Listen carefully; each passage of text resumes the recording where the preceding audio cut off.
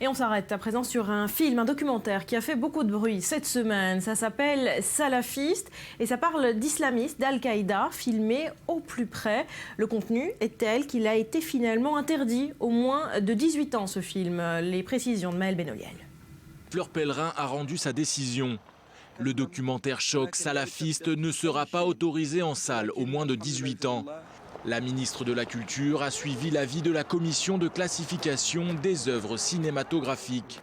J'ai choisi de suivre l'avis de la commission avec une interdiction aux mineurs, car le public a besoin d'une certaine maturité pour apprécier ce film qui est d'une grande violence, comme étant une dénonciation du monde salafiste.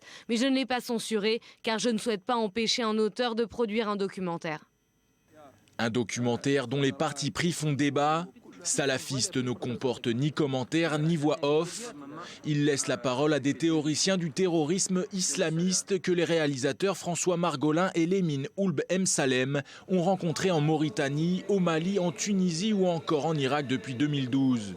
L'absence de distance par rapport aux propos tenus par les personnes interviewées est reprochée aux auteurs.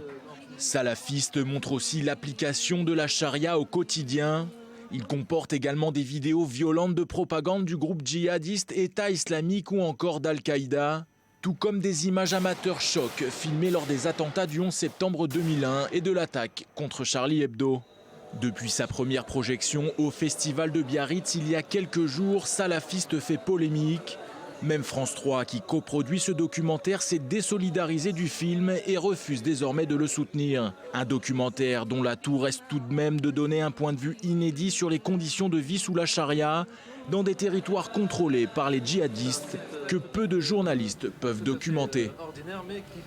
Voilà, et ce film choc a été réalisé par Mauricien Lemine Ould Salem et François Margolin. Paul Amar s'est entretenu avec ce dernier sur I24.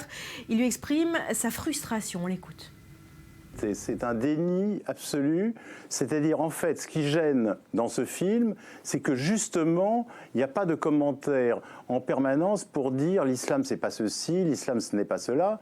Ce que je tenais à faire avec mon ami Lemine Ould Salem, le co-réalisateur du film, avec moi, qui est mauritanien, c'est montrer la réalité du discours de ces salafistes et montrer en quoi ce ne sont pas seulement des loups solitaires, des déséquilibrés, comme on l'a dit très longtemps, ni une secte, ni un petit groupe terroriste, mais au contraire, une galaxie considérable et puis une fraction importante du monde musulman et de l'islam, et en particulier dans le monde arabe sunnite. Et tous les reproches qui sont faits à ce film prouvent qu'en France, on est dans le déni de ce qui est en train de se passer. On ne veut pas écouter les gens qui sont en face et qui nous ont déclaré la guerre depuis fort longtemps, c'est-à-dire que ça fait au moins 15 ans, au moins depuis le 11 septembre 2001, qu'ils nous ont déclaré la guerre et qu'ils sont un nombre considérable. Donc, en fait, le véritable reproche, c'est celui-là. Parce que quand on dit que ce film n'a pas de commentaires ou qu'il y a des gens, il n'y a pas des spécialistes comme d'habitude pour essayer d'expliciter, de bien mettre sur les rails,